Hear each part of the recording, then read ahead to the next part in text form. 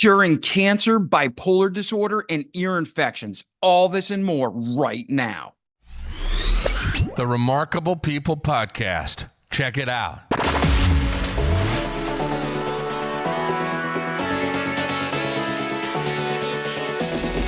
The Remarkable People Podcast. Listen, do, repeat. For life.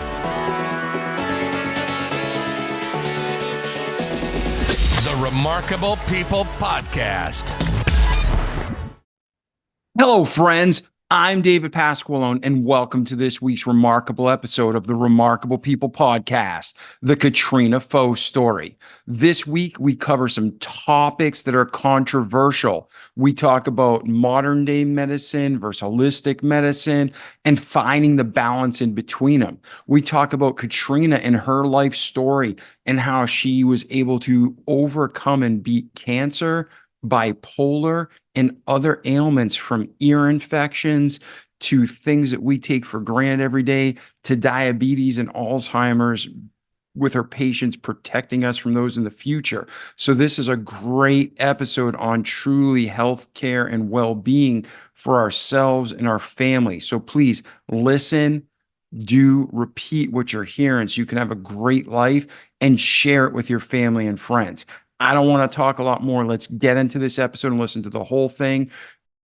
She is a teacher, a coach, an author. She is an entrepreneur, but more than anything, she's a friend and human who wants to help other friends and humans. So listen to what she has to say. Check out Katrina's website, and I hope we hear back how much better you're doing in life and how you're helping others. Also, a special shout out to our sponsors. Today's episode is brought to us by MyPillow. Go to mypillow.com, buy anything you want and need. Use promo code REMARKABLE and get up to 80% off everything. I use the sheets, the mattress topper, the towels. I use the blankets. I use the even couch cushions. You can probably see in the background if you're watching this. And I'm not saying it because they're a sponsor. I'm saying it because I mean it. I love their products. I've never slept better in my life. And not only are you getting the best price you'll probably find in the market today, but you're getting them all for up to 80% off with promo code REMARKABLE. So check out mypillow.com. Also, Jasper. I love their air filters. I never would have spent around $1,000 to buy an air filter until Jasper. Not only have I used it, I can feel a difference in the air. I sleep better. I started getting up and making my bed in the morning when it made me more aware. When I was like spraying cologne, I had no idea the toxicity. That thing would kick on. We're cooking in the kitchen using the plate, pots and pans. It would emit like toxic fumes. The Jasper would kick on and clean the air. And then it got me where we bought new pots and pans because of it, right? So I thoroughly believe in MyPillow, and I deeply believe in Jasper. Check them out. Use promo code REMARKABLE. You can get the links in the show notes, but Jasper spelled JASPR.com. Two products that they're worth every penny, and you will have a better life. So thank you for your patience in this intro. At this time, check out our friend, Katrina Foe. Hey, Katrina, how are you today? Oh, it's great to talk with you today. Oh, I am pumped to have you here. I just told our audience around the world a little bit about you and what to expect today. But if you were to personally summarize, when they listen to your episode, they're going to get a ton of information. They can, like our slogan says, listen, do, repeat for life, to have a better life in this eternity and the next. But if you're going to guarantee them one thing that they're going to walk away with in this episode, what is that? They're going to learn that cancer is not just, a roulette chance game of, am I going to get it? That there are things that we can see in testing that are going to predispose them and drive those cancer, as well as looking afterwards to see what they need to clean up to make sure it doesn't come back. Beautiful. So cancer's been in the news in years and years and years. There's billions of dollars that go into funding cancer research. And a lot of people say, even if there was a cure of cancer, you're never going to see it because there's trillions of dollars in the industry a year, right? So you had a journey. talk to us about your life from birth through today. What brought this to your attention ultimately? How did it become a passion? What happened to you? And why are you here today? So start off, where are you Yeah. from? What's your upbringing like? So I'm from Scottsdale, Arizona originally. I live in Coeur d'Alene, Idaho now, and was up here in Idaho. We had just moved when I found the cancer. I was nursing my fifth baby, and he was about a year old, and I had a mastitis, a little plug duct, and I didn't think much of it. I'm a nursing mom. There's a big lump, no big thing. But once I cleared up that mastitis, there was still a golf ball sized lump there, which was a little surprising. And again, at that point, I still wasn't that concerned. And my mom popped out with this, oh, well, your grandma had breast cancer and had a double mastectomy. And I'm like, I'm sorry. Why have I never heard this before? And I guess it was kind of vague because she didn't talk about it and didn't really even tell my mom for sure that's what happened, which is, I guess back then they didn't talk about it like they do now. And I think it's really important for people to understand what's going on. So I went and did some testing and came back with the diagnosis of breast cancer. And again, it was really shocking because we had already been on a health journey. We had already had some issues where we had chosen to address things naturally in our family and seen amazing results. So I already knew I didn't want what standard of care was offering, and I wanted to look at things a little differently. But I was kind of annoyed and frustrated because I felt like I was already doing the stuff. Like I was not eating standard American diet. Like we were making our own toiletries, making our own cleaning products, like from scratch food, like to the point where we had moved up to Idaho. And one of the reasons was because we wanted some land so that we could raise our own meat animals, so that we could have really clean meat. And I think for most people, that's a little crazy extreme. So, to find out that I have cancer, it was just like out of nowhere. Yeah, and now back that up though, because we can for years build and build and build and build the toxins in our body. And a lot of time cancers and tumors, like I myself had a tumor when I was 18, and then a lot of that can be emotional related. It weakens your body, your mind. It just has a control that we don't understand. It's not really talked about, but it's 100% true. So what happened in your background and past? Like you're living clean now, but how many years of quote unquote normal or unhealthy living did you endure? I'm so glad that you asked that. That is actually one of the 10 root cause drivers that we look at with cancer. And it's the one that no one's talking about, no one's like acknowledging or doing anything about. And it's huge, if not the biggest, most important one. So, what I see clinically is that clients, when they have a cancer diagnosis about the year prior, there's something super traumatic emotionally, some loss of a job, loss of a loved one, some kind of crisis, some ongoing abuse that crescendos, something going on that is there. And oftentimes they know exactly what it is when I bring it up. And then oftentimes we have to dig in a little bit more. And usually those are the people that, well, a lot of people tend to do the ostrich move and put their head in the sand and try to avoid it. So for me, I had just moved to a new state where I knew no one, out in the middle of nowhere. I'm an extrovert.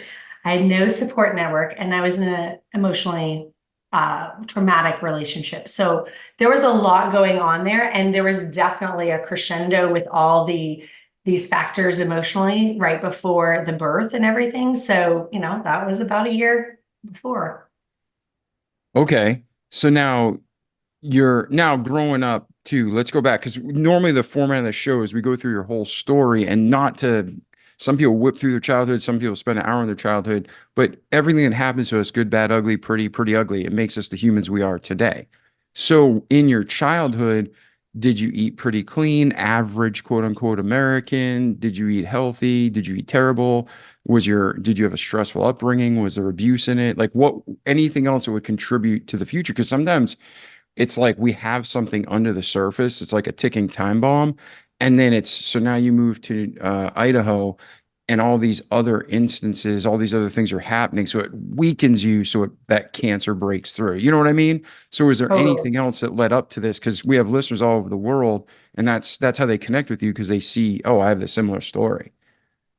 Yeah. So when I was growing up, We ate a very healthy diet according to the government guidelines. Oh My yeah, mom the was one very that says diligent. cereal's healthier than steak, right? Yeah, yeah. So my mom was always on a diet and it was very much focused on low fat, so we were eating lots of margarine, lots of, fake this, fake that, trying to get the calories down for her. But what I see looking back is there was a lot of the inflammatory vegetable oils. There was such a lack of anything nutritious in terms of these good, healthy, satiating fats, which I have found now to be so important for me personally. The saving grace was that I loved tuna fish. And I would eat tuna fish straight out of a can. I was super picky eater, but that was my one thing. And I think that really helped me in terms of getting some fat and like nutrition in there, albeit possibly with some mercury sprinkled on top. For me, I was diagnosed with a prolapsed mitral valve when I was 10. And interestingly enough, they don't do this anymore, but they require that if you have that, you have to have a whole round of antibiotics every time you get a dental cleaning, which means that I had just from the dental visits like 20 rounds of antibiotics before I was even 21. And there were quite a few other rounds. So like my microbiome was not so good. And, that much antibiotics, especially prophylactically, where you don't really need it per se, can make a huge, huge difference on what your gut is doing and the gut flora going on in there. And I'm really glad that they have discontinued that, but it had a profound effect on me. And then I think another factor growing up, my parents had a very toxic marriage that was hard to be around. So my sister and I grew up with that, and we were never really connected because she was always at a different school than I was, just timing wise. So, there wasn't that support system there that I think most people have going into this. Yeah, and that's interesting. So two things. You almost never hear in, especially in mainstream, that how important your mouth is to your heart. And the correlation between dental work and heart arrhythmias and stuff, it's just off the chart. And then when you add in antibiotics to treat it, that's just like the trifecta of opportunity for cancer and other bad things to happen to you. So when you would get on these antibiotics, you're young, you don't know better, the doctor's telling you to do it.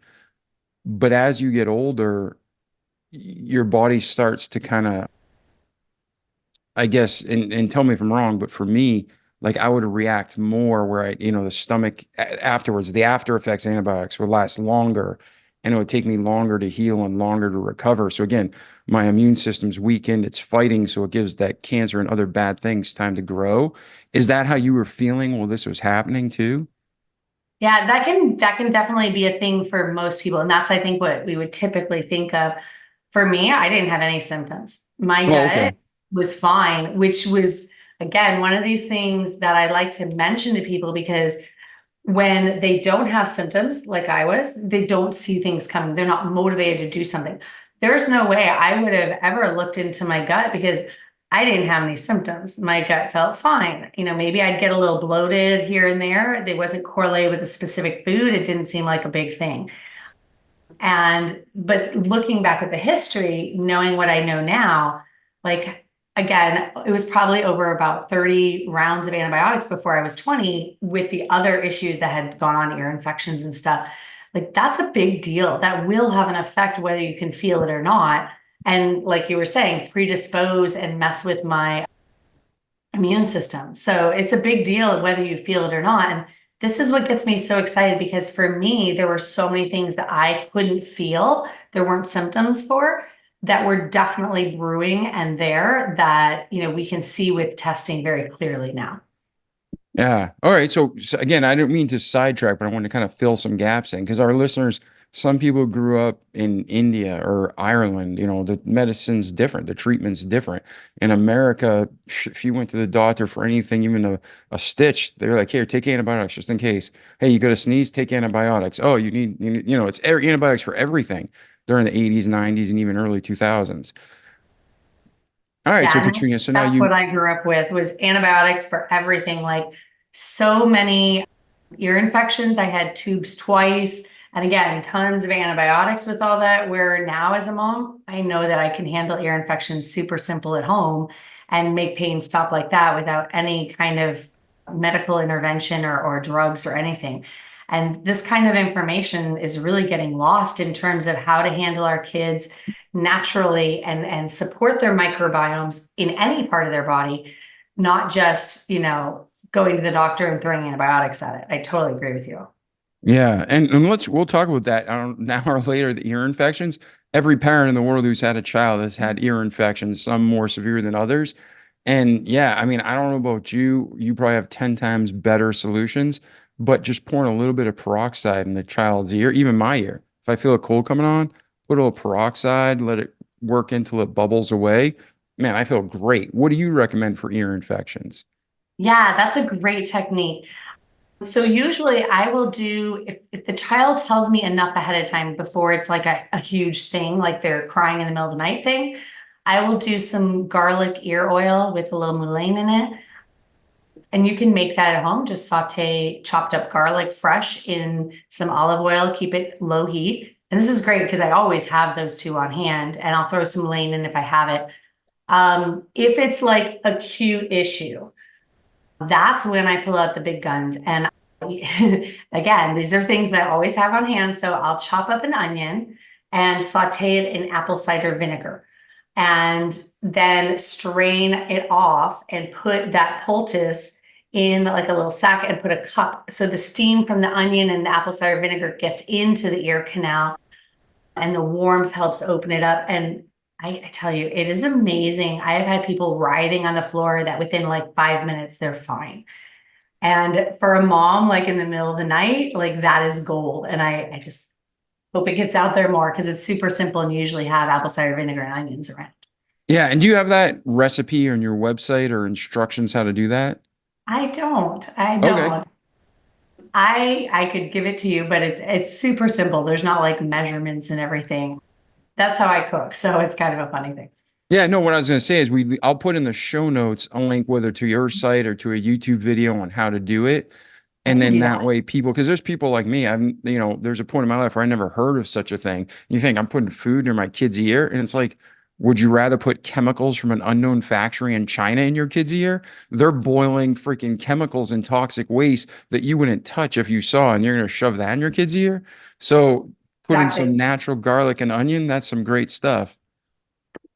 Yeah, I can definitely send you like a YouTube video on that. Yeah, we'll put that in the show notes just to accompany the episode. So, all right. So now you moved to Idaho. You said Yes. at that time you had 5 children, Yes. Well, and the then fifth one was born in Idaho, and he was probably about a year old when we found the cancer.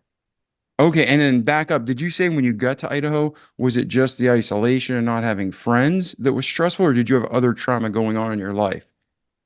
So when I moved to Idaho, it was very stressful for me as an extrovert to not have any friends or support network. We knew nobody there. We were out in the middle of nowhere, meaning I literally couldn't see a neighbor, and the nearest Costco was about 2 hours away. But, I think all of that probably would have been tolerable, except that, I was in a toxic relationship, very emotionally stressful, which crescendoed right before the pregnancy, right before the delivery, rather. So there was all of that brewing and very hard time emotionally for me. Yeah, and that consistently plays into health, especially breast cancer. I mean, I've had so many women that I know that they were in bad relationships and they end up getting out of it and then they get breast cancer. There is a correlation. I don't understand. I can't explain it, but I know it's there. And then looking back again, we go through your story. You said that your mother and father had a toxic relationship, and then you ended up in a toxic relationship. So while the pattern was there, learned behavior, comfort in the dysfunction, whatever it was, what did you learn that you can share with our listeners to help them get out of a toxic relationship or to identify it, not to get into it? Oh, that's a big question. So Welcome to the for me, what I realized through this whole process, examining what had happened growing up, as well as, what happened to me, like I very much believe that, we manifest our emotions physically. Like there's some interesting stuff talking about how we store it in our fascia, so that's kind of hard stuff for us to really understand. And it's not really in our Western paradigm, but I see this every day with clients and with myself. So for me, I had this trauma in childhood watching this, and that was a pattern, a model set up for me. And that was exactly like what my dad did to my mom was exactly the same as my ex-husband like doing to me. And it's really hard to understand, like when you're looking for that ideal spouse, like if you haven't done the emotional work and knowing what you're carrying and what you're attracting and bringing in, it can be really daunting to make sure that, you get somebody, because you're going to draw in the same thing over and over again to get that almost like a chance to change the narrative, do something different. Yeah, and people who are abused or people who are around that type of abuse, it's what they know, and consciously or subconsciously they're attracted to it. So now that you've seen it in your upbringing, you sadly saw it in your personal relationship as an adult. What are the things you're doing now and that you'd advise our listeners to do to safeguard from falling into the same trap again? I think the biggest thing is to do your own emotional work. Everybody, no matter what your life circumstances, has emotional trauma to some degree. Just, not necessarily big T trauma, but little things that happen that have gone on in the past, happening in the future, but things that are, just recurring things, like people that get anxious or stressed about certain situations, like deal with that, because a lot of times there's underlying things there. So I've done a ton of work. I was divinely put in connection with an amazing couple that does very graceful, gentle way of clearing this. And I have embraced it. And it was exactly what I was looking for, both for myself and for my clients, because, when you have cancer, to really do this emotional work on a deep level can be very difficult, because you're dealing with a cancer diagnosis. Oftentimes people feel terrible. There's a ticking clock, so a lot of times going to, traditional counseling, while that can be very helpful for some, they may not have the emotional capacity to then bring all this stuff to the surface and have to make things worse before it gets better and string it out over years to get into all this. They need something very quick, gentle, peaceful, that lets these emotional scars melt away without a lot of extra work. Yes. And what were some of the practical things, like everyday things that work for you? Maybe like one or two examples that really helped you through it and get adjusted before we move back to the actual cancer. In terms of emotional clearing, kind of. Yeah, because everybody's different, and males, females, there's similarities, there's differences, but going through that toxic relationship and you're going through cancer, somebody else is listening right now going through the same thing. So as you personally overcame it, what were some of the practical things, even sayings or habits? What did you build into your life that helped change things and move you in the right direction? Yeah, so for a practical everyday viewpoint, it was really key for me to be grounded in my faith, like having prayer time. I don't tend to get super legalistic about it has to be at this time of day and I do this kind of thing. It's more about being in constant communion with the Lord and knowing that He's got me, that there's, a bigger purpose for what I'm going through. But, additionally, again, I mentioned doing the energetic work, whether, people want to go see a counselor or they're doing some kind of energetic clearing, doing something and following that program. That to me was so life-giving and so life-changing, of actually releasing some of those scars. And so the combination of the two was really been super therapeutic for me. Excellent. Excellent. Thank you for sharing that. I know it's hard and I know it's like, personal, but that's what this show's all about, is like not just what you were able to overachieve or what you were able to achieve or overcome, but how you did it so the listeners can too. And then at the end, ladies and gentlemen, as you know, we're going to share Katrina's information so you can connect with her, continue the conversation, see the resource she has on her website, and, you know, maybe even become a client so you guys can work together. But let's do this, Katrina. Now you're going through personal trauma, pain, struggle, freaking nightmare stuff. You know, people who haven't gone through it, hopefully they don't ever figure it out. But when you're going through a divorce, it's horrible and it's stressful. And now on top of this, you've had cancer manifest in your body. So you feed it peace and you get better. You feed it stress and you get worse. So where did your life go from that point? Well, I'm not proud to say that I did not deal with my stuff at the time. I did the ostrich move, which is, I think, why as a practitioner, I'm, extremely sensitive to like how important it is. I got through, and I remember telling my practitioner, like, I need to deal with these emotions, these issues. And she didn't really take that seriously. She didn't hold me accountable. We didn't talk about it. I didn't have any tools. I was kind of left on my own in that. And I just dropped it. And I had to circle back around years later after I was in remission to pick that back up. And knowing what I know now as a practitioner and seeing how impactful it is for clients, I'm like, okay, I need to deal with this. And it was becoming more of an issue again, to where I was like, is this going to bring it back? Yeah. So then talk about your actual journey. I mean, you got 4 kids, now 5 kids. What was the journey like? How did you get through it? So at first, I was, again, very frustrated.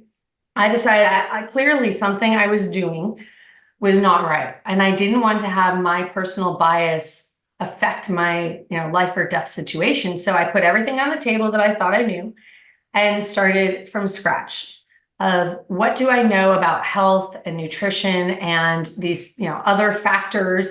What am I missing? And the biggest aspect was the diet. Like, do I do raw vegan? Do I do more of, Weston Price, or do I do something, more extreme like a ketogenic diet? Like, where do I fall? And I first off went down to Mexico to a Gerson clinic where they do, all vegan, lots of juices per day, set of supplements for everybody.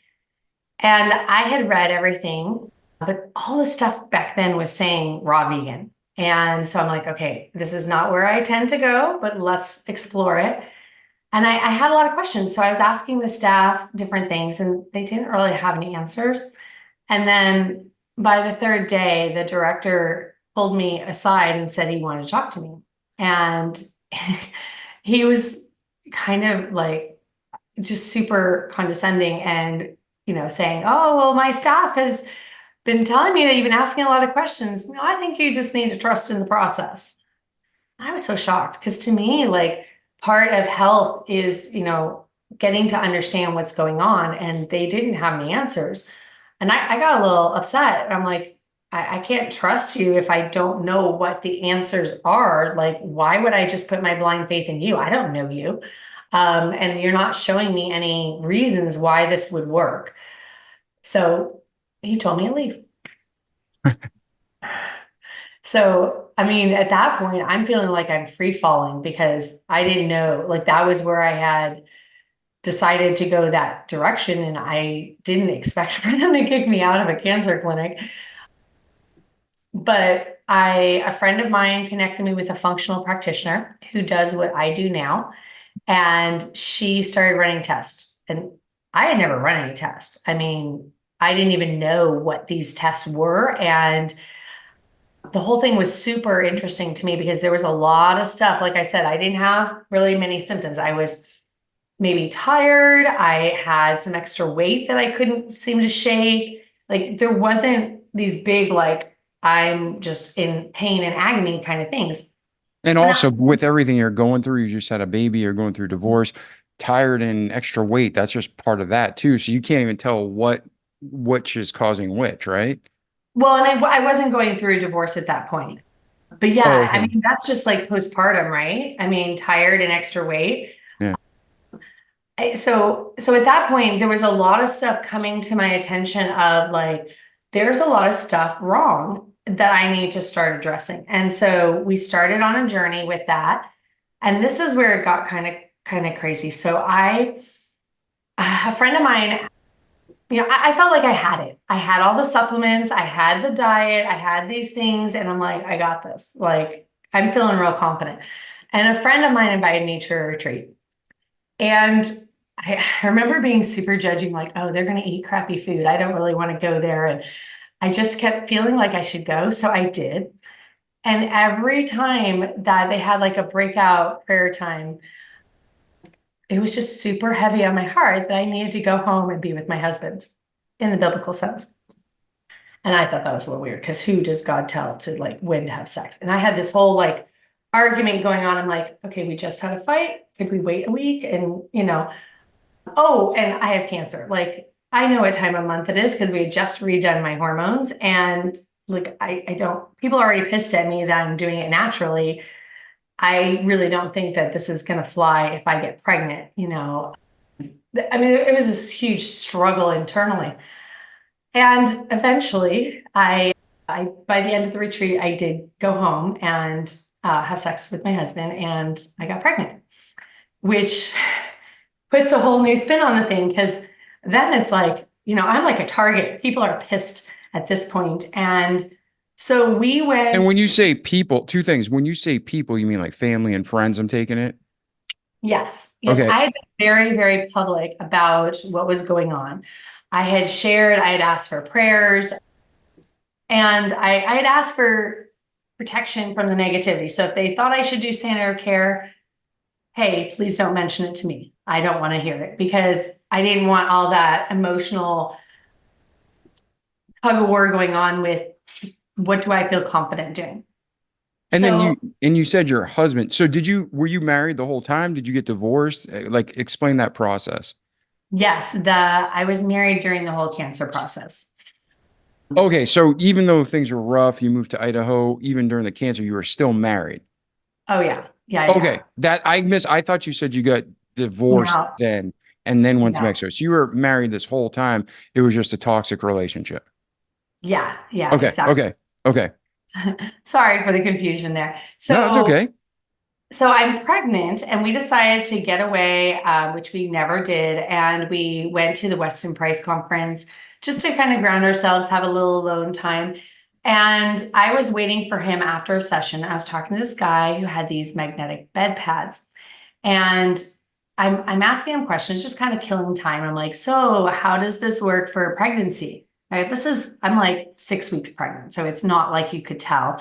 And he starts telling me how it's super non-toxic, very gentle detox.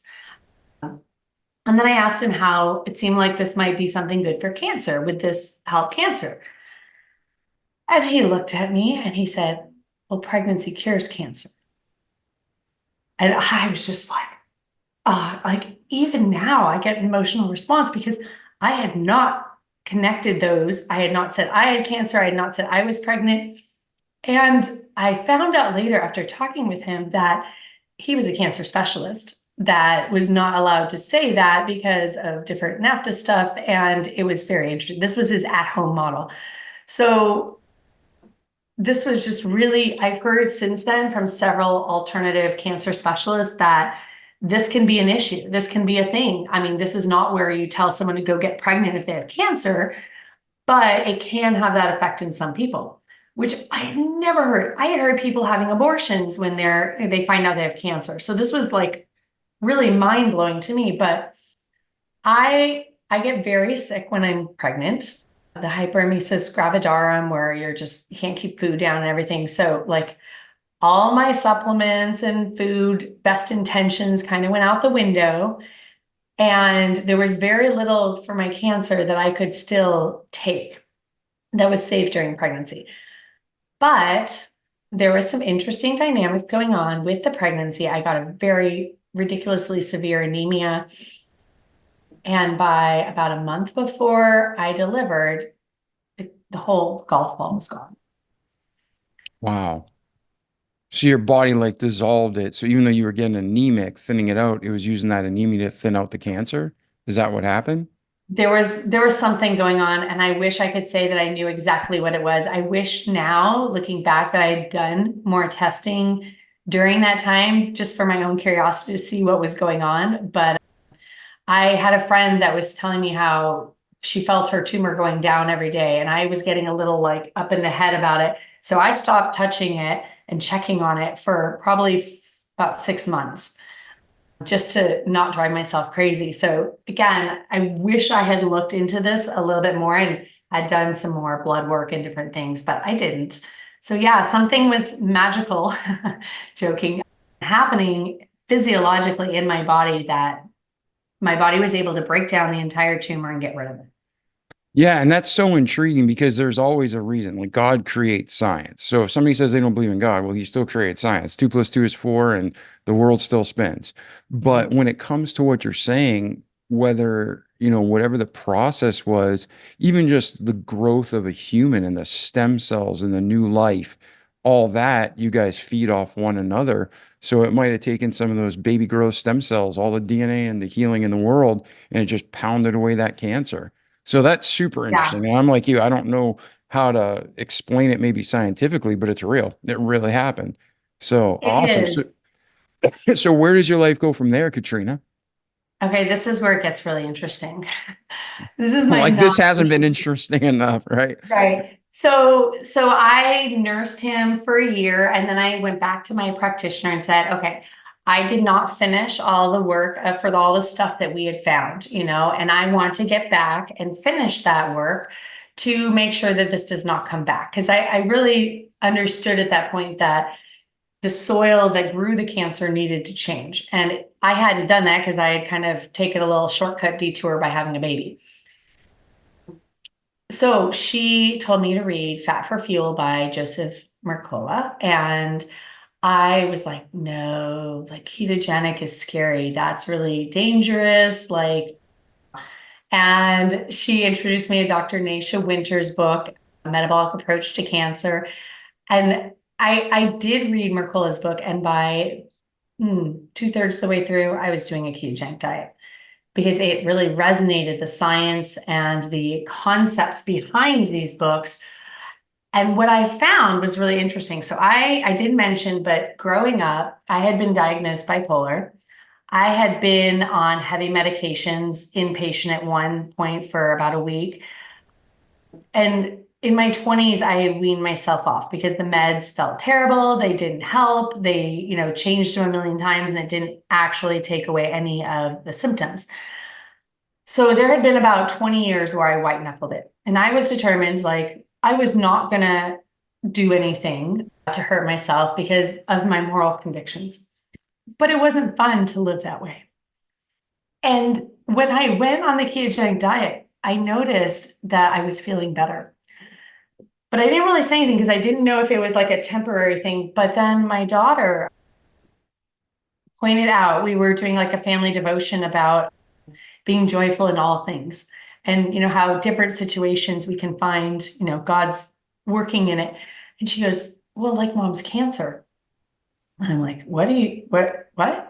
And she goes, well, if mom hadn't had cancer, she wouldn't have tried keto, and now she's happy. So before I was ready to say it and claim it, like, she saw it. And what I found is, since then, I've had another baby, and I was not able to stay in ketosis during that. And I could feel like all the symptoms came back, and I can play with it now of like, if I'm in a ketogenic state, I can put my bipolar completely in remission. And at this point, I've got some other tools so I don't have to stay as strict keto, but this is not out there either. Like the mental health connection with diet. Granted, a ketogenic diet's pretty extreme, and most people don't want to deal with that. But if you're talking about, not feeling suicidal or not dying of cancer, like, hello, it's totally worth it. So this is kind of where my journey went. Yeah, and that's and there's so much to life. And I hate to say this, but our medical system gets paid to keep people sick. Now, I had a friend who for 3 years he had the same issue, kept flying to America to get the quote unquote best medical care in the world. 3 years, he was still sick. He went to Thailand one day, $500. They told him what was wrong, gave him like a simple plan to fix what was going on with him. And 3 days later, he didn't have a problem that he's had for years. And it's because they care about healing people, not keeping them in the system. So what you're saying makes total sense to me. And hopefully it's resonating with our listeners. And I really do, how many people now are struggling with mental illness and bipolar and depression and all of these things since the government locked us down globally, right? So what were some of the things besides just the ketogenic diet? Are there any other tips or tricks you have for people struggling with bipolar that help you stay stable and without having kind of a setback? Yeah, so many things there. So you had said earlier about them, not ever finding a cure for cancer. And I 100% agree. They're not going to find a cure ever because there is not one cure. So we know that cancer is multifactorial. And so it's very individual for each person, what is causing the cancer. And it's not one thing. So if you're chasing after one thing to get one cure, it's not going to work because it's never one thing. It's usually out of the 10 areas that we look at, and these are all things that are well researched, there's usually like 7 or 8 things that are driving the cancer. So it's finding all of the things and making sure that you address all those. And again, the emotional, mental component is one of those areas. So with something like bipolar, even, anxiety, depression, these are so common nowadays. And to actually address those, yes, the ketogenic diet is going to be the base foundation to get those fats in that are, again, clean ketogenic. So not the vegetable oils and such, but, things like butter, tallow, coconut oil, avocado oil, olive oil, those kinds of healthy fats. Those are going to be super nourishing to the brain and very, very helpful. And then getting the carbs down is going to produce ketones, which are therapeutic not only for cancer, but also for a lot of these mental illnesses and such that we're dealing with. And what I have found is that when I'm dealing with cancer clients, like there's so many things going on, but if I don't first address the anxiety and depression, that does not seem like the main issue, obviously, I'm not going to get any of those other things to move. So if they're depressed and they can't get off the couch and they're not motivated to live, are they going to do all these crazy protocols to address all the other areas that created the cancer? No, Yeah. no, they're not going to touch it. And they're going to be so bound up in anxiety or whatever their issue is that we can't deal with things. So making sure that that's a priority. And so for me, ketogenic diet's a really, really helpful one, and that will do it. But also the mineral lithium orotate I have found to be super helpful. Now, I just want to clarify, not the prescription lithium carbonate. That can be very toxic in high amounts and needs to be watched and addressed with a practitioner. But lithium orotate is over the counter. This is a mineral that should be in our water supply and is not. And some people are more sensitive to needing more of it. And there's a lot of research. There's no negative side effects. It's a beautiful thing. And you need very, very little. It's pretty low dose compared to the carbonate. But looking at the neurotransmitters, so I'll look at an oat test and see what the neurotransmitters are doing and look at that alongside the symptoms to really address like, oh, we need some extra B vitamins. Let's make sure you're breaking down your protein to get the amino acids properly. All that stuff. We have tools to see what's needed and really address things thoroughly. Yeah, I think that's really interesting that you talked about the lithium because, old school people were depressed. They'd put them on the chemical lithium and, here, this will make you happy, right? Yeah, well, that's what's in, you've heard probably about cocaine being in Coca-Cola originally. Like Yeah. 7-Up was actually lithium. And they would give people that to make them happy because they knew that mineral was really helpful that way. Yes, and that's what I was going to get at. So everybody talks about Cuban cigars, Cuban cigars, Cuban cigars. And Cuban cigars, yeah, they're at the right, level of the planet where they have the right humidity and the right temperature and the tropical environment. But what most people don't know is Cuba has the highest lithium content in the soil than any country in the world. And when Sure. you grow these tobacco leaves, that's why people love Cubans. They don't even know it, but that euphoric, that relaxing feeling, the higher the lithium content in the soil, the higher it goes into the plant, the better medicinal effects it has. I So love. that's similar to what you're saying. I didn't even know you said it's lithium orotate. Mhm. Yeah, and that's again, this is a supplement that you can get over the counter. It's not a prescription. Usually if people have, well, you don't need very much. It's low dose. And sometimes it takes a while if people are super deficient to kind of build up in their system. Sometimes people feel it instantaneously, like you were talking about with the cigars. It just depends on the other things going on with that client. I Beautiful. did not know that about the cigars. I think that's fascinating. Yeah, I did I never smoked a cigar. I never smoked anything till I was in my 40s. And I got very, very, very just what's the word like? I got so not enthralled, but like so interested in it because when I'd smoke a cigar, I'd sleep like a baby. Mhm. And chemicals, cigarettes have 227 chemicals per stick, carcinogens, trash, toxic waste. It's poison. But a real cigar is just tobacco leaves. So the Yeah. only thing that could possibly be bad in it is nicotine. But even that, God gives us everything within moderation. So I just would research and research and research and talk to people. And I'm thinking to myself, who are the most well adjusted, balanced humans I know? Okay. And no joke, like the majority of them smoke cigars. So it's like, okay. And they're not dying. Like, they're living to like 100 years old. So I'm like, okay, clearly cancer kills with cigarettes. But I don't think the stuff God creates is the same. So that's how I got onto this. And then like, well, what is it about Cuban cigars that makes them so special? And it's the lithium content. And most people don't talk about it or know it, but that's what it is, exactly what you're saying. So now you're moving forward, you're finding Mhm. these solutions for your life. You know, the babies were healthy, you're healthy now. Where does your life go from there, Katrina?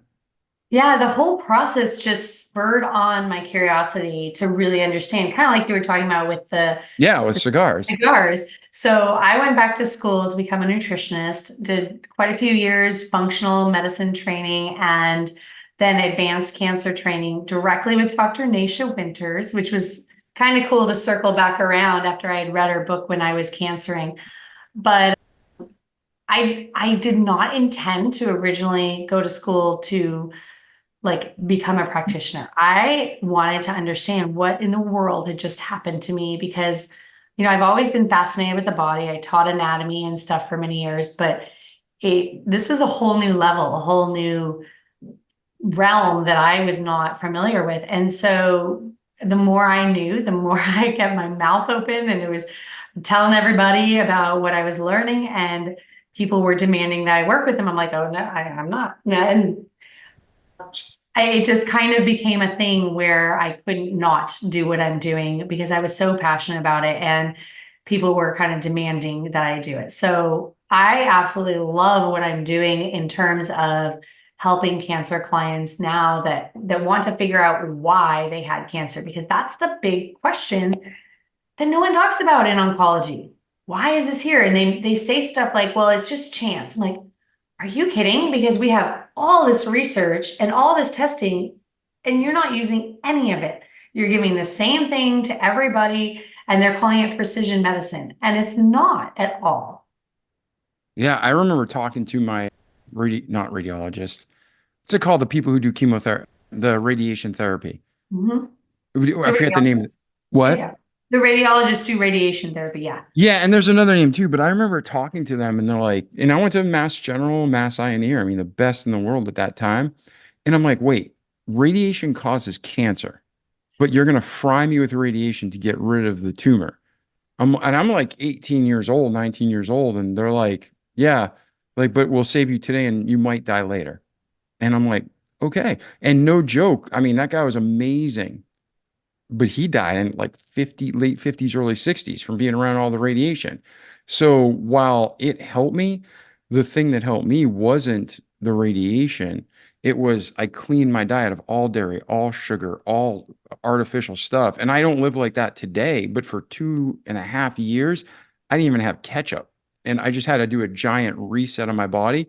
And to this day, shrink, shrink, shrink, shrink, shrink. The tumor just continues to shrink till I go home to see Jesus. So now you're figuring this out in your life. The cancer's in remission. You're getting this degree. And I'm sure the more you learn, the more you're like light bulb, light bulb, light bulb, right? Yeah, yeah. And that's exactly it because, it's a little crazy making, and it is very like process oriented oncology that, even the diagnostic techniques are all like cancer causing, cancer spreading, which drives me crazy. There's some new technology out there that I'm using that where you can diagnose without having to be invasive and toxic. But that's just, standard of care still doesn't acknowledge it even being there, even though it's past FDA stuff. So, when I'm looking at this, it's just, we know, for example, that like for me, I moved into a house that was super toxic mold laden. And that was one of the drivers for me is that I was very, very high in toxic levels of mold. If you go into an oncologist, are they looking to see, hey, is she moldy? Are those molds like, they're known carcinogens. But hey, let's just focus on the tumor. Let's make the tumor go away and then put her back in the same environment and see if it comes back. Let's cross our fingers.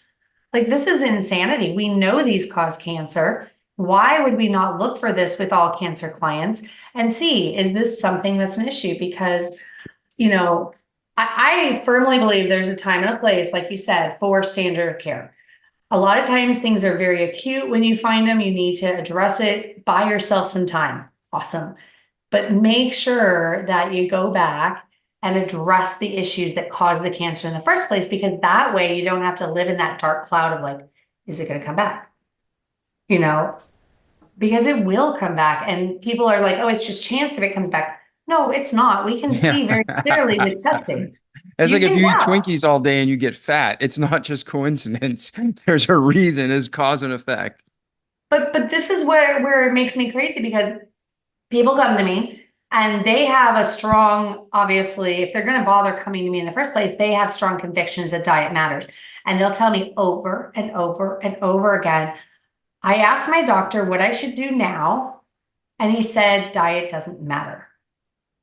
Like, this is insanity. We know diet matters. We know that, and that's not even all the toxins that the people are living in, or the different hormones and chemicals that are out of balance and deficient and such. Like, the idea is, instead of focusing on the tumor is a symptom of a body that is screwed up. And so let's find all the ways that this body is screwed up that created this perfect storm. Because at the end of the day, our bodies were designed to cure cancer itself. As a practitioner, I don't cure cancer. And I say that often because that is not my job. That is not what I do. What I do is I help people to find the root cause drivers. We address those. And then the person's body, their own immune system that's designed to go after rogue cancer cells, eat away the shell of tumors and dissolve it, all that, it can do its job when it's not overwhelmed. So the magic question is, what are the root cause drivers for that person? Yeah. And again, you've said two things that people really need to understand, that it's good for me to hear, it's good for everybody to hear. But you said, number one, there's so many variables. It's different for everybody. To say there's one magic, silver bullet to cure all cancer, it's not realistic, right? And then two, people react differently. Like you mentioned mold specifically. Mold affects everybody, but some people, it's not a big deal. Some people, they get a whiff of it and they literally have a heart arrhythmia and they end up in the ER and they don't even realize what's going on. And it's just like a shellfish. I can't have shellfish or I might meet Jesus, right? Other people will enjoy it, or some people will just get itchy. There's different levels of everything. So we need to know not just the overall plan, but God's specific plan for us and our parameters, right? So now you're dealing with people, Katrina, and you're helping them with the root cause drivers. You're helping them to put together a plan of wellness. First off, let's finish your story. Between when you got pregnant. Can I go back to the mold thing for a second? Yeah, you can say whatever you want. This is your episode. So with the mold, I think that's a really good example and a really good point, because I hear people bring that up like, well, you're living in the same house as the kids, as the husband, as whatever. And I think the understanding of like, we all have a level of how much of a toxic burden we can handle. And everybody's different. Like for me, genetically, I suck at detoxification. I'm not good at it. And then you layer on the fact that I was having a lot of people making people for many, many years. They were pretty close together, so that takes a toll on my body. I'm not good at detox. You put me in that environment with mold and I get cancer. My kids who were in that environment did not. My husband, who was in that environment at the time, like did not, but he's got good genetic genes, and he was not making people for decades, so there's all these other factors that, again, when we start doing the testing, taking the history, I had a lot of other things that were not working properly on me that I didn't know. And this is where, yeah, you can have different situations and different reactions from different people because we all have different histories and different things going on that we may or may not be aware of. Yeah, 100%. 100%. It's if you back up and wherever country you're from, like if you're listening in Turkey right now, if you're listening in Afghanistan, if you're listening from Italy, America, it doesn't matter. We all have cultural strengths. We all have cultural weaknesses, like just basically part of our ancestry, right? How God made us. But then there's also specific. If you're under a load all the time, your weakness, your resilience towards it will go down until you have time to recover. So what you're saying, Katrina, makes total sense. And we just need to know ourselves and how God built us. So now you're getting better, you're healing, you're growing, you're learning, and now you're starting to take on clients. So talk about between your birth and today, did we miss anything in your life before we transition to where you are today and where you're heading next? I'm sure we missed a lot, but those are the what I think is pretty significant. Yeah, I mean, because I just kept refining my health and to this day, I've got a little more wiggle room with my diet, built in, but I still stay pretty ketogenic-ish and very, very clean eating most of the time. Again, I got the wiggle room because this is not an acute issue that I can play with that, but making sure that I stay just vigilant on the toxins and making sure I'm not in a moldy environment and that I'm watching my blood work and making sure the different markers are in line and such, and the hormones. I'm perimenopausal. I'm 47 right now. So there's, shifting that's coming on the horizon. I want to keep those hormones really dialed in so that I don't have the crazy menopause symptoms that most people have, because that's not normal. Those are symptoms just like a tumor is. And then just listening to my body, it's such a nice thing to know that I have tools. Yeah. And when you say markers, I instantly think like, well, what are you talking about? Take blood tests regularly. What are you talking about? I haven't gone to the doctor in 4 or 5 years because I'm self-paying in America. And it's like, I'm not going to pay for that government crap insurance. And I'm at the same time, it's like, I'm not going to, go spend $500 just for the doctor to say hi, right? Thank God I'm healthy, I'm strong, no problems. But if I was to take a blood test, 47-year-old man, what should I be Thank looking for? you. I am self-paid too, self-employed, always have been. And this is a whole nother topic. I feel like the insurance system does us a disservice because we don't pay for our healthcare, so we don't take it seriously. We don't value it. But I mean, at the bottom line, like we pay for what we see value in. And to me, like my clients, myself, like I see value in knowing what's going on behind the scenes.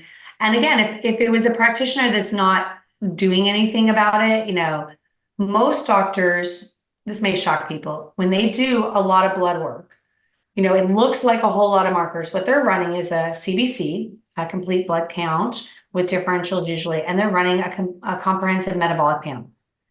Those are together worth less than $10 in America. And they're giving you very, very little information. And the more obnoxious thing is that they're using the lab reference ranges. So your doctor looks at the panel. They usually don't spend any time ahead of time, just evaluating it. It's just you're in the office, there it is. They're just looking for what is out of range. And the range, like you said, I don't know if you're going to go circle back to that, but every lab test has a different range. And if you don't understand that, like not you, the listeners, so a 3.2 might be normal with one lab, but it's not normal with another. And if the doctor's not paying attention, they're reading your results totally wrong, correct? Absolutely. And so the way that they set the lab ranges is by whoever takes the test, they set an average and they do 2 standard deviations. So this is a statistical thing. It has nothing to do with where somebody is healthy. So who takes the lab tests? Sick people usually. Sick people. Is this a good, accurate marker? No, because that means that we have these reference ranges that are way too big because it's based on sick people. And so one of the big defining factors of somebody that's a functional practitioner is that when they look at lab tests, they're looking at the functional ranges, or they should be. And those are much, much narrower and are going to actually be where any human feels their best. And this is based on research as well as clinical observations and such. But probably the biggest area that we see this being off is in the thyroid. You'll have people all day long, they come in, they get a TSH. So that's actually not a thyroid hormone. It's made by your pituitary sending a message to your thyroid of how much more thyroid hormone it should make. So they're not even testing the thyroid hormones. They're just testing your pituitary's hormone. And that's all they test 99% of the time. And the range is usually like 1 to 5, maybe 4.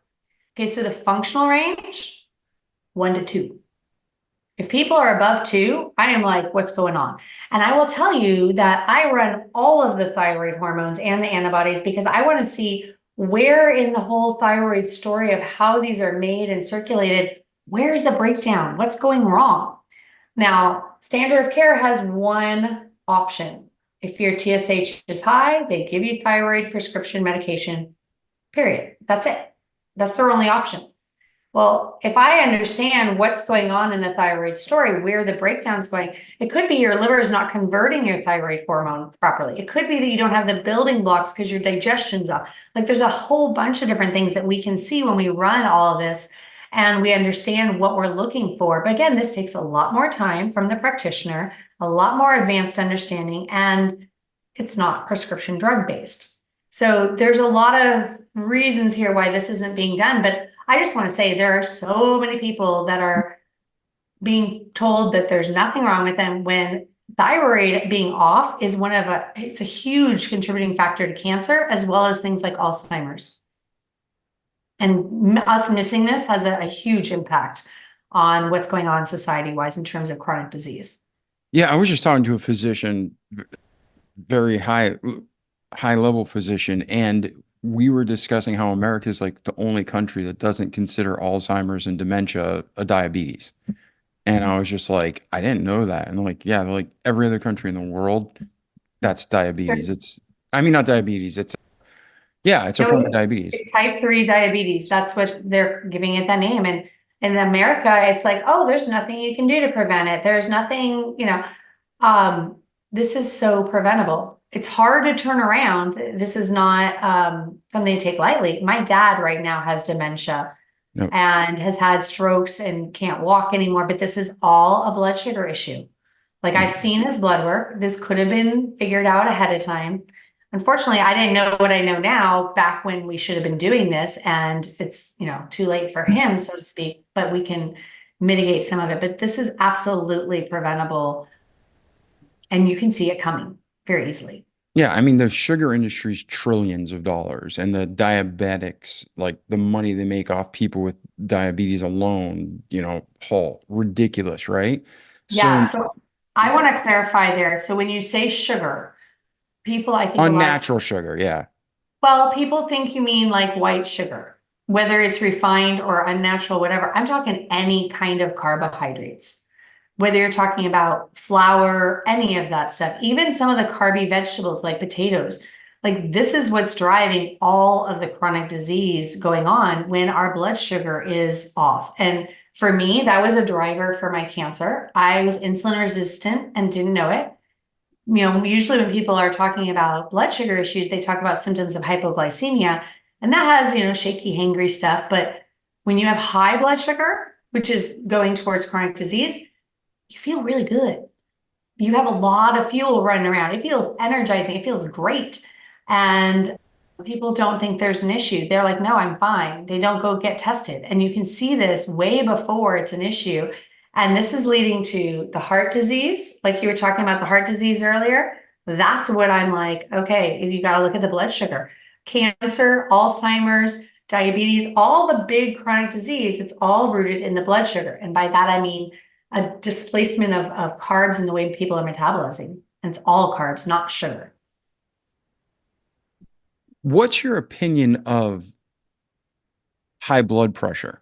That's something that, again, they're like, you go to the doctor, like, your blood pressure's high.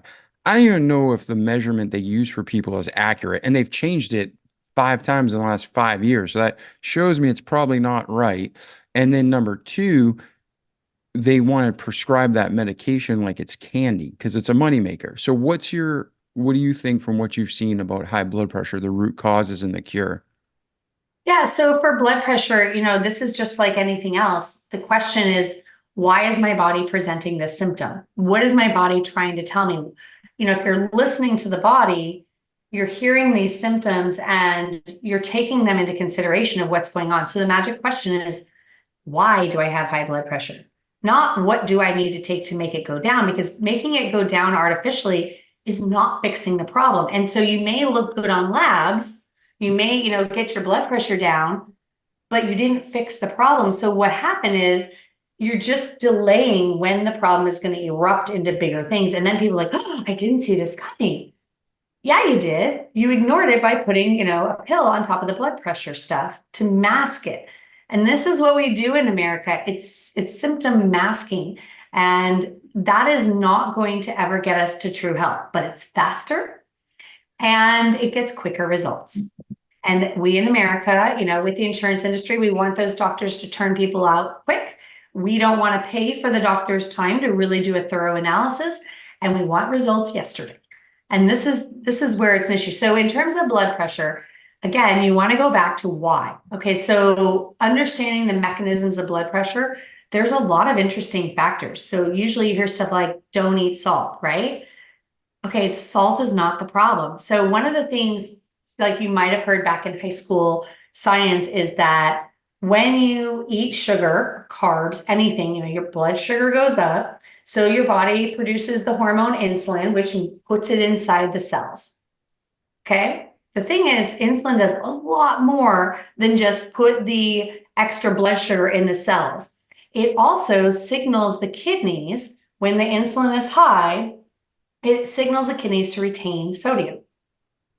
So you see where this is starting to come in together. Yeah. There's this whole renin-angiotensin loop of, triggering the whole blood sugar, the blood pressure that is connected to the blood sugar. So again, looking at a real comprehensive blood panel, which is a lot more than that CBC and metabolic panel, to really dive into what's going on, what's the blood sugar like, and inevitably there's usually issues with carbohydrate load. So I would say look at the hemoglobin A1C, things like that instead. Nice. All right. So with your story, Katrina, where are you today and where are you heading next? And how can we help you as a remarkable community help you get there? Oh, thank you. So I am in remission, happily in remission. I feel very confident that I've got tools to see, to test things. I did have a mold recurrence, which again, I could see because I knew how to listen to my body and I knew what my issues were. And I'm addressing that. But again, it wasn't where 8 things got out of balance. It was one thing. If people are interested, I just launched a group program. And I always have my one-on-one clients, but the testing that I do is included in those programs. And you can find out more in the ebook that I'll give you a link to, the Roadmap to Prevent Cancer Recurrence, that goes over the labs that I've been talking about here, to see like what areas are you off in. And most of the time, the practitioners are not running this stuff and they're not looking at how it interacts with things like cancer, but other issues, like I mentioned, Alzheimer's and the big chronic diseases we want to look at. And these tests are really important for anyone. So I'm just trying to get the word out there. So any way that you can spread the message, if you are interested in working with me, My website is cancerfreedom.com. I'm on Instagram, just my name. It's Katrina Foe. And then I'm on Facebook, Nutritional Pilates, which is also the name of my first book. So, you can connect with me there. I'd love to hear or, work with you if that's an issue for you. Beautiful. We'll put those links in the show notes. And Katrina, it's been amazing to spend time with you today. And again, I don't want to miss anything from your birth through today, where you're heading. Any final thoughts you want to leave with our audience? Yeah, I'm super passionate about making sure people know that there's things that they need to do and look for that they can see when they're choosing, if they've got a cancer diagnosis and choosing what they want to do. I just encourage people to take some time, take a deep breath, pray, do your research, because you don't need to be rushed into things as quickly as they make it seem. And then with the alternative therapies, a lot of times when people decide not to do standard of care, there's so many choices out there that are amazing stories for some people, but then it doesn't work for other people. And this is where, if you know what your root cause drivers are, you can see which of those expensive and time-consuming therapies would be what actually moves the dial for you, because they're connected to the different root cause areas. And there's a lot of really cheap stuff that you can do strategically for you based on the testing that, again, can give you peace of mind and save time. Because what people don't usually know is that a lot of those therapies, so say like IV vitamin C, that can actually drive cancer if you're in the wrong metabolic state. But people aren't usually talking about that. They're not testing the G6PD to see where you're at. Things like matcha, fabulous, love matcha. I actually have my matcha here right now. But if you look genetically, most cancer clients, not myself, tend to have a slow COMT gene. And that means that they do not detox their hormones fast enough, which tends to lead to a buildup of hormones, which, a lot of people are familiar with. Estrogen dominance is associated with cancers. This can make it worse. The matcha can make it worse. So, knowing what your genetic predispositions are, and then that gives you tools on how to optimize it, as well as what supplements and therapies are going to be best specifically for you. And I think it's exciting that we have those kinds of tools and information, and there's more coming out every day, which is even more exciting. I just want that to get out there to people so that they understand they're not just passive, whatever's going to happen to me is just chance. It's not like that. Yeah. Well, and you mentioned like a metabolic panel that a normal everyday doctor would run is like $10, but you don't get charged $10. You get charged like $510. So when you're running these tests and helping get to the root cause with people, do you send them to labs locally, or how does that work? Because if you're in, Coeur d'Alene and somebody's in Boston or somebody's in, Nashville, Tennessee, how does that work to get the right test done to identify the root cause? This gets so exciting because we have this ability. My clients are all over the US, which excites me. Unfortunately, I'd like to give them all hugs and I don't get that part, but I drop ship kits to them.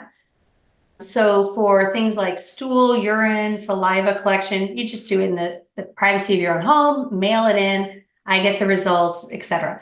With the blood, that would be weird to do at home. So I'll send them, if they're in like a city with a LabCorp or something nearby, I'll send them a requisition and they can just go there and get it done. If they are out in the middle of nowhere, and again, I've been there, so I get it. I have a kit that they can then get sent so that they can go to a local like clinic or something to get the blood draw. So there's so many options, and it's amazing because we can see all of that stuff. A lot of it's tested home. Nice. Very nice. Well, I appreciate you, Katrina. I really thank you for sharing your story and your wisdom with us today. Ladies and gentlemen, if you have any questions, reach out to Katrina, check out our website, continue the conversation. And remember, doctors are humans. They're not gods, even though a lot of them think they are. So don't just take what they say blindly. God loves you. He wants the best for you. Put the Holy Ghost inside you and you trust him as your savior. And you know more than any doctor in the world. So make sure you're listening to that voice inside of you that's going to lead you to the right way. Reach out to people like Katrina who are qualified and have proven themselves so you can get quality medical care and, move forward in your own life the way you need to. So, Katrina, thank you again for being here today. I really appreciate you so much. Absolutely. This was a fun conversation. Thank you. Yeah. Oh, you're welcome. You're welcome. And ladies and gentlemen, we love you. Share this episode with your friends and family. Don't forget to check out our sponsors like MyPillow and Jasper. I use promo code Remarkable at MyPillow. Get up to 80% off everything you order every time. Jasper, you get the best air purifiers in the world that I've ever seen and used. $100 off with promo code Remarkable, and you won't regret it. Either one. Amazing stuff.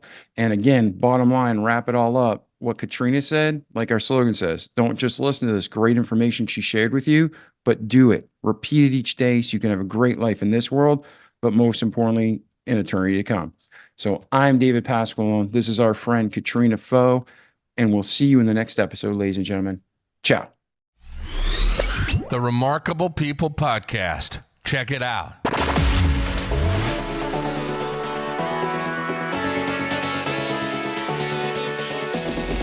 The Remarkable People Podcast. Listen, do, repeat. For life.